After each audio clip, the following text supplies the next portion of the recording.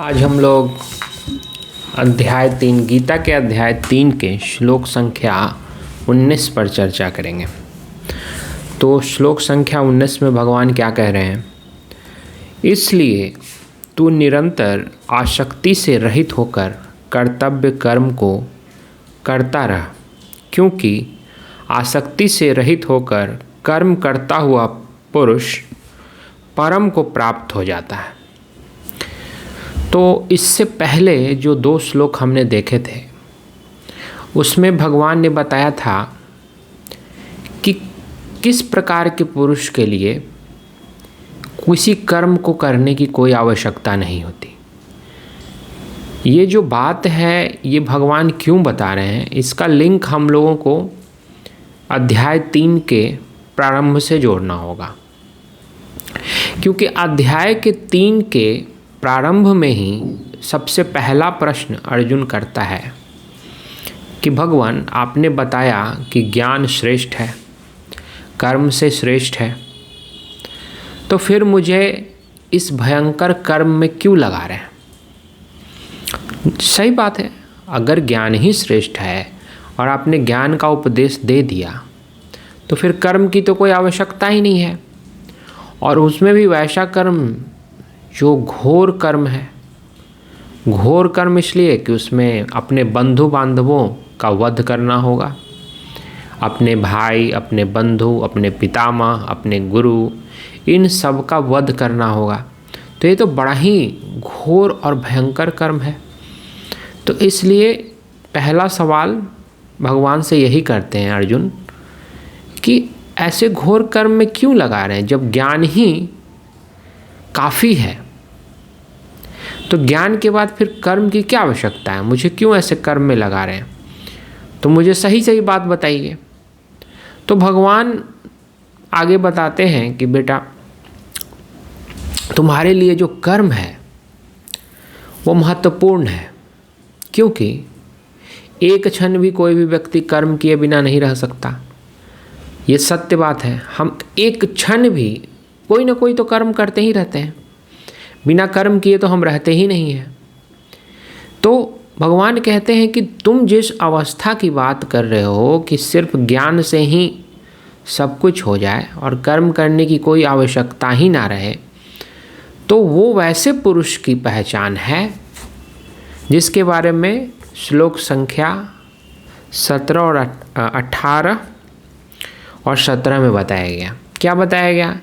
कि वैसा पुरुष जो स्वयं में ही संतुष्ट है, स्वयं में ही तृप्त है, उसके लिए फिर कोई कर्तव्य नहीं है।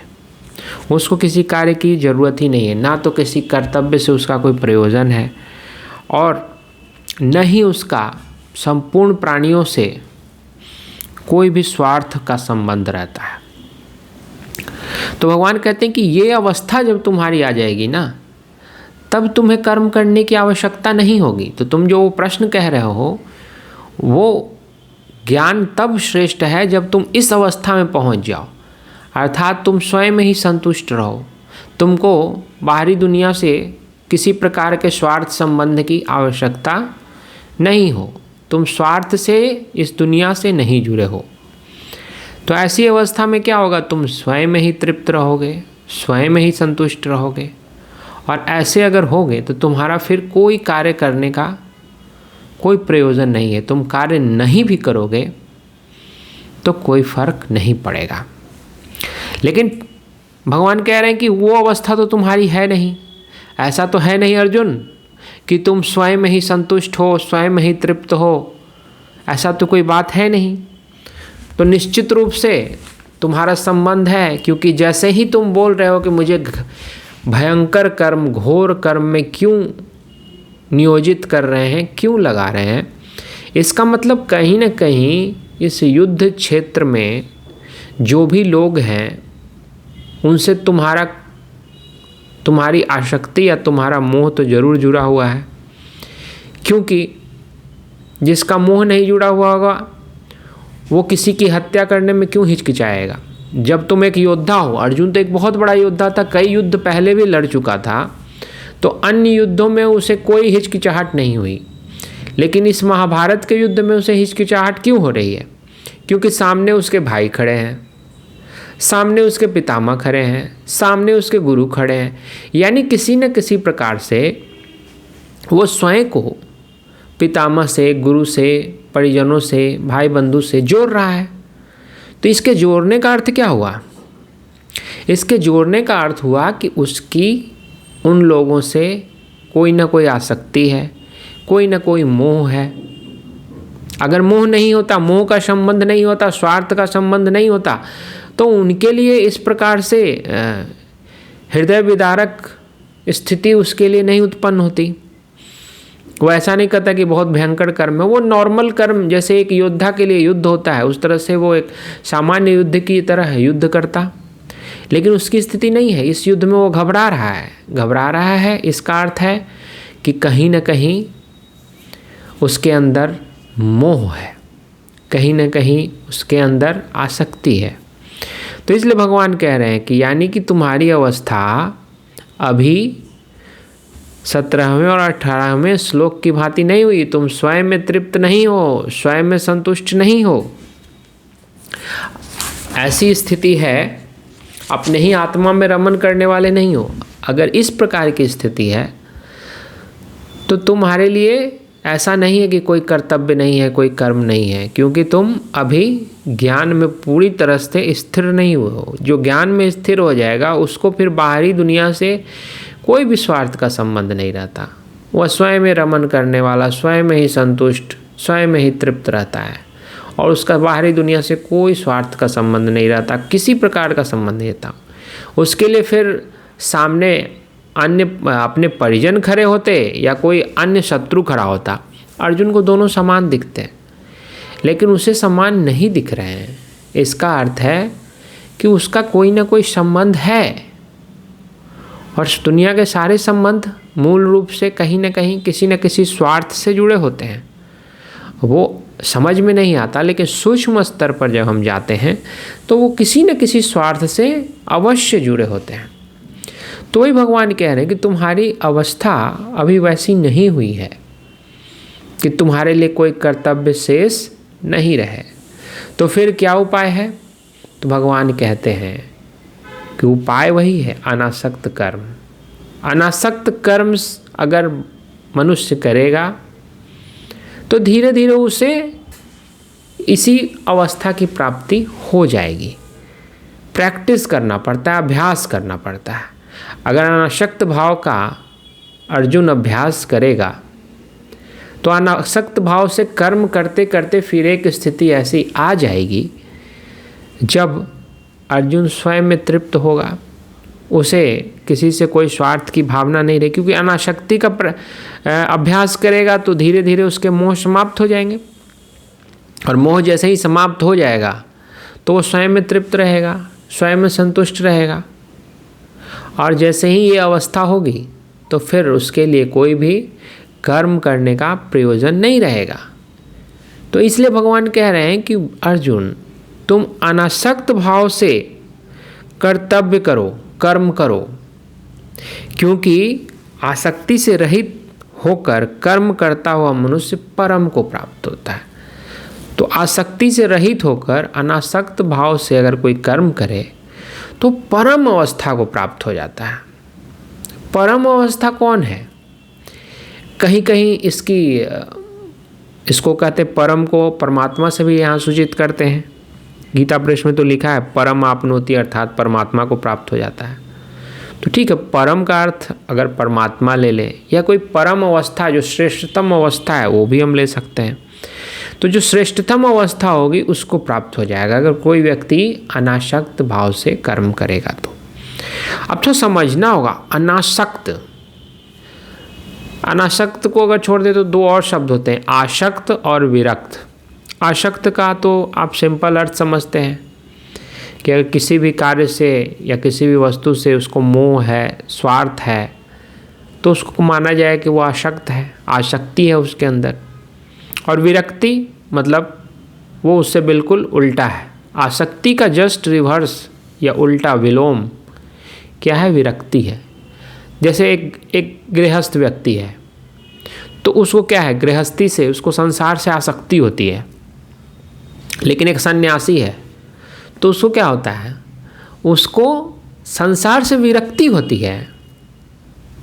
एक को घोर आसक्ति है और एक को क्या है, घोर विरक्ति है। वो मतलब दुनिया में रहना ही नहीं चाहता, वो अलग रहना चाहता है, वो इन झमेलों में, गृहस्थ जीवन के झमेलों में नहीं पड़ना चाहता। तो वो सन्यासी हो जाता है, वो सब कुछ छोड़ देता है, यानी उसको सांसारिक चीज़ों से विरक्ति हो जाती है। और एक जो गृहस्थ है, जो स्वार्थ अपने पूर्ण करने के लिए, अपनी इच्छाओं को पूर्ण करने के लिए इस संसार में जी रहा है, तो वो क्या, आसक्ति से परिपूर्ण है। तो ये दोनों दो छोर हैं, एक आसक्ति का छोर और दूसरा विरक्ति का छोर। लेकिन भगवान यहाँ आसक्ति को त्यागने के लिए ऐसा नहीं कह रहे कि तुम विरक्ति के भाव से कर्म करो, विरक्त होकर कर्म करो, नहीं। वो क्या करें, अशक्त होकर कर्म करो। असक्त यानी कि आसक्ति से रहित, यानी अनासक्त। शब्दों का चयन बहुत सूक्ष्मता से किया गया है, इसलिए शब्दों पर ध्यान देना होगा। भगवान ये नहीं कह रहे कि तुम विरक्ति को अपनाकर कर्म करो, नहीं। अशक्त हो जाओ, मतलब आसक्ति से रहित हो जाओ, अनासक्त हो जाओ। आसक्ति से मतलब ये अनासक्त भाव क्या है, ये आसक्ति और विरक्ति के बीच का पॉइंट। सपोज इधर आसक्ति है, इधर विरक्ति है, तो अनासक्ति क्या है, ये न्यूट्रल पॉइंट है, बीच का पॉइंट है। कैसे? तो जो अनासक्त होगा वो ऐसा नहीं है कि वो दुनिया को छोड़ देगा, विरक्त हो जाएगा, नहीं।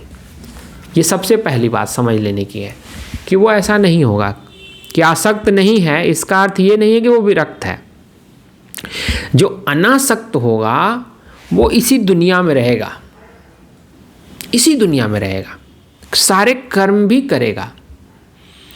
जैसे एक विरक्त है, कोई सन्यासी है, तो वो सांसारिक कार्यकलाप छोड़ देता है, ठीक है, वो अपना एक अलग उसकी दुनिया होती है, उसमें चला जाता है, उसको विरक्ति हो जाती है। लेकिन जो और एक आसक्त है, वो तो घोर रूप से अपने परिवार के लिए, अपने लिए कार्य कर रहा है, दिन रात अपने स्वार्थ, अपने धन के उपार्जन में लगा हुआ है, तो पूरी तरह से आसक्त है। लेकिन जो अनासक्त होगा वो विरक्त भी नहीं होगा और आसक्त भी नहीं होगा, इन दोनों के बीच में होगा। अर्थात वो इस दुनिया में दिखेगा कि वो कर्म कर रहा है, काम कर रहा है, किसी कार्य में लगा हुआ है, लेकिन उस कार्य में उसका कोई भी स्वार्थ का संबंध नहीं होगा। वो स्वार्थ के लिए, अपने लिए काम करता हुआ नहीं दिखेगा। वो किस भाव से कार्य करेगा, दूसरों के लिए, कल्याण के लिए, उसमें उसकी कोई आसक्ति नहीं होगी। तो जैसे ही आसक्ति नहीं होगी, तो दूसरे अध्याय में जैसे वहाँ बोल रहे थे भगवान, कर्मण्येवाधिकारस्ते मा फलेषु कदाचन। तो मतलब तुम सिर्फ कर्म करो, कर्म फल पे तुम्हारा कोई अधिकार नहीं है, उसकी इच्छा मत करो। क्यों? क्योंकि तुम्हारा कर्म फल पे अधिकार नहीं है। तो जो अनासक्त होगा उसको कर्म फल की कोई ज़रूरत ही नहीं है, उसको उसमें कोई भी वासना नहीं होगी, मुझे ये कर्म कर रहा हूँ तो मुझे ये फल प्राप्त हो जाए, नहीं। वो कर्म करने के लिए कर रहा है, क्योंकि ये कर्म उचित है, ये होना चाहिए, इसलिए वो ये कर्म कर रहा है। उसको उस कर्म से किसी फल की इच्छा नहीं होती है, कोई स्वार्थ नहीं होता है कि मैं ये काम करूँगा तो मुझे बहुत धन प्राप्त हो जाए। जैसे ही ये भाव आ गया तो वो अशक्त है, और जैसे ही कोई इसमें किसी में ये भाव आ गया कि कर्म करने की ज़रूरत क्या है, ये सब तो बस माया है, सबको छोड़ दो, हट जाओ, तो वो विरक्ति होगी। लेकिन जो अनासक्त होगा उसके सामने जो कार्य आएंगे, जो समाज के लिए, जो देश के लिए, इस संसार के लिए जो उचित कार्य होगा, जिसका करना जरूरी होगा, वो करेगा। और जिस कार्य में वो सक्षम होगा, अब सभी कार्यों में सक्षम नहीं होते, जिस कार्य को करने की जिसके अंदर क्षमता होगी, उस कार्य से अगर इस संसार को, इस दुनिया को कुछ ऐड ऑन हो रहा है, कुछ लाभ मिल रहा है, तो वो अनासक्त होगा, वो उस कर्म को करेगा, लेकिन उससे उसकी कोई आसक्ति नहीं होगी। तो विरक्त है वो कर्म को ही छोड़ने की बात करता है, और आसक्त है वो घोर कर्म में एकदम लोभवश, स्वार्थवश, पूरी आसक्ति के साथ लगा हुआ है। लेकिन जो अनासक्त है वो कर्म करेगा, वो दिखेगा कि कर्म कर रहा है, वो बहुत ही मेहनत कर रहा है, बहुत बहुत कार्य कर रहा है, कर्म कर रहा है, अपने कर्तव्यों को पूरा कर, लेकिन उसके अंदर कोई भी आसक्ति नहीं होगी। वो क्या होगा, एकदम न्यूट्रल भाव से कार्य करेगा, एकदम उदासीन भाव से, उसको कोई लाभ की आकांक्षा नहीं होगी, उसको उसके अंदर बस कल्याण की इच्छा होगी कि दुनिया का कल्याण हो, सबके लिए अच्छा हो, सबके लिए, चूँकि ये कार्य जरूरी है इसलिए इस कार्य को किया जाए। इस भाव से जब कार्य होगा तो वो अनासक्त कर्म होगा, आसक्ति से रहित कर्म होगा। और भगवान यही कह रहे हैं अर्जुन को कि अर्जुन तुम आसक्ति से रहित होकर कर्म करो, क्योंकि जो इस तरह से कर्म करता है वो परम को प्राप्त हो जाता है, परम अवस्था को प्राप्त हो जाता है। परम अवस्था को आप परमात्मा ही मान सकते कि परमात्मा की अवस्था प्राप्त कर लेगा जब जिसमें कोई स्वार्थ ही नहीं रहेगा, आसक्ति ही नहीं रहेगी, वो अपने लिए कोई कार्य ही नहीं कर रहा है, तो वो फिर परम है, वो परम अवस्था में पहुंचा हुआ व्यक्ति है। इसको कहने की ज़रूरत ही नहीं है, आपको स्वयं लगेगा कि ये तो बस दूसरों के कल्याण के लिए कार्य में लगा हुआ है, इसको अपना कोई स्वार्थ नहीं है, तो परम अवस्था में है वो, उसकी अवस्था परम है। और वो अवस्था कैसी है, वही पीछे के 2 श्लोक 17 और 18। जब वो परम अवस्था में पहुंच जाएगा तो उसकी स्थिति हो जाएगी कि वो स्वयं में ही तृप्त रहेगा, स्वयं में ही संतुष्ट रहेगा। और जब उस अवस्था में पहुंचेगा तो फिर उसके लिए कोई कार्य शेष नहीं रह जाएगा, कर्म करने की उसे फिर आवश्यकता नहीं रहेगी। तो भगवान यही बतलाना चाह रहे थे कि अनासक्त भाव से कर्म करोगे तो धीरे धीरे तुम उस भाव में पहुंच जाओगे, जो परम अवस्था में पहुंच जाओगे, जहां तुम कह रहे थे ना कि कर्म करने की क्या आवश्यकता है, जब ज्ञान से ही सब कुछ है, तो ज्ञान की वो जो अवस्था है वो ऐसे ही पहुंचोगे तुम। पहले तुमको अनासक्त भाव से कर्म करना होगा, ऐसे ही नहीं बस ज्ञान को सुन लेने से और समझ लेने से कोई ज्ञानी नहीं हो जाता। ज्ञान का जो भाव है वो जब तक अंदर आ न जाए, उसका पुष्प अंदर खिल न जाए, और खिलेगा उसकी पहचान क्या है, वो समत्व को प्राप्त होगा, दुख सुख सब में एक जैसा, राग द्वेष सब उसके लिए एक जैसा, उसको किसी से कोई स्वार्थ संबंध नहीं है, तो ऐसा व्यक्ति स्वयं में तृप्त, स्वयं में संतुष्ट, तो ये परम अवस्था। तो भगवान यही कह रहे हैं कि तुम परम अवस्था को प्राप्त हो जाओगे। फिर आगे क्या कह रहे हैं वो देखिए, आगे कह रहे हैं कि जनक आदि भी कर्म द्वारा ही सिद्धि को प्राप्त हुए थे, इसलिए लोक संग्रह को देखते हुए भी कर्म करने के ही योग्य हो, तुम कर्म करने के ही योग्य हो। तो कह रहे हैं कि जनक, राजा जनक के बारे में आप लोगों ने सुना होगा। राजा जनक मिथिला के राजा थे, और रामायण में आपने सुना होगा तो प्रभु श्री राम के ससुर थे। तो उनके बारे में कहा जाता था कि विदेह जनक, अर्थात इस देह में रहते हुए भी वो विदेह थे, देह से पड़े थे, मतलब उनको आत्मा का ज्ञान था, वो आत्मा को समझते थे, वो उस परम अवस्था पे भी पहुंच चुके थे। लेकिन उन्होंने क्या किया, कर्म करना नहीं छोड़ा, वो राजा की तरह जीवन जीते थे, और राजा का जितना कार्य होता है, जो भी कर्तव्य होता है, वो कर्तव्य करते थे, जबकि वो बहुत ही ज्ञानी थे, मुक्त पुरुष थे। लेकिन फिर भी वो, चूँकि वो राजा थे, तो राजा के अपने कर्तव्य का पालन करते थे, राजा का सारा कार्य करते थे। और भगवान कह रहे हैं कि जनक और आदि, मतलब जनक के समान अन्य भी कई राजा हुए होंगे, उन लोगों ने भी कर्म ही किया था, जबकि वो मुक्त थे, उनको पूर्ण रूप से ज्ञान प्राप्त था, फिर भी वो कर्म करते थे, और उस कर्म से ही उनको सिद्धि मिली थी। तो कह रहे हैं कि लोक संग्रह को देखते हुए भी तू कर्म करने के ही योग्य है। लोक संग्रह का अर्थ क्या हुआ, इस दुनिया को देखते हुए। दुनिया को क्यों देखे भाई, तो आगे के श्लोक में वो बतलाएंगे कि जिस तरह से श्रेष्ठ पुरुष जो जो आचरण करता है, अन्य पुरुष भी वैसा वैसा ही आचरण करते हैं। जो कुछ प्रमाण कर देता है, समस्त मनुष्य समुदाय उसी के अनुसार बरतने लग जाता है। तो भगवान कह रहे हैं कि देखो, जो श्रेष्ठ पुरुष होते हैं, इस समाज में जो बहुत ही सफल और बहुत उच्च स्थान पे बैठे हुए व्यक्ति हैं, तो वो जो आचरण करते हैं ना, अन्य लोग उसको देख देख के करते हैं। कोई भी महान व्यक्ति होता है इस संसार में, तो लोग उसका अनुकरण करते हैं, लोग उसको देख के उसकी तरह बनना चाहते हैं, उसी की तरह आचरण करते हैं। तो इसलिए जो श्रेष्ठ स्थान पे विराजमान है, जैसे कोई राजा है, तो राजा क्या है? वो राजा उस देश का सबसे उच्च पद है, वो सबसे उच्च पद पर बैठा व्यक्ति है। तो जिस प्रकार से राजा आचरण करेगा, जिस प्रकार से वो कार्य करेगा, लोग उसको देख देख कर सीखते हैं, उसी का अनुकरण करते हैं। तो अगर कोई राजा अच्छा कार्य करेगा तो लोग उसके आचरण का अनुकरण करेंगे। लेकिन अगर वो उचित आचरण नहीं करेगा, उसके कार्य अच्छे नहीं होंगे, तो उससे क्या होगा? उससे लोगों में भी एक गलत मैसेज, गलत सूचना जाएगी। लोग क्योंकि उसी का अनुकरण करेंगे। अगर राजा अच्छा आचरण नहीं करेगा तो लोग भी राजा की देखा देखी करेंगे, हो सकता है उनका आचरण भी खराब हो जाए। तो इसलिए भगवान कह रहे हैं कि जो श्रेष्ठ पुरुष होते हैं, लोग उनको देखकर उनका अनुकरण करते हैं। इसलिए लोक संग्रह को देखते हुए तू भी कर्म करने योग्य है, क्योंकि अब तुम भी क्या हो? तुम भी राजपुरुष हो, तुम भी राजकुमार हो, और निश्चित रूप से तुम बहुत ही उच्च पद पे हो। जनता की नज़र में तुम बहुत ऊंचे हो।